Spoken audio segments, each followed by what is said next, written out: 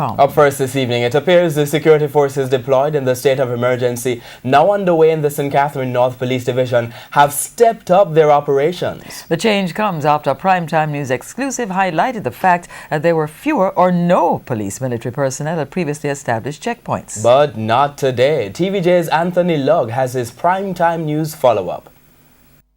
Things have changed. Increased police military presence in the St. Catherine North Police Division less than 24 hours after a news team highlighted unmanned checkpoints.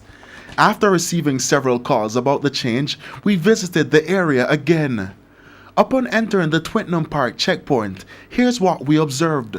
Traffic. We eventually got through. Our next stop, St. John's Road.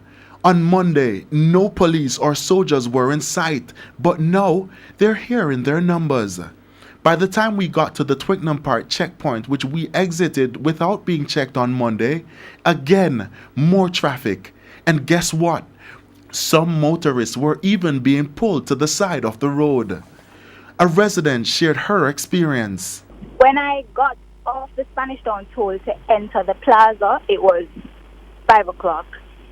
To get to the security checkpoint after the toll plaza, which would generally take you a minute, I got there at 6 o'clock. Now that the police are back in their post, it's a watch and wait situation to see how long they'll remain. Anthony Lugg, TVJ News.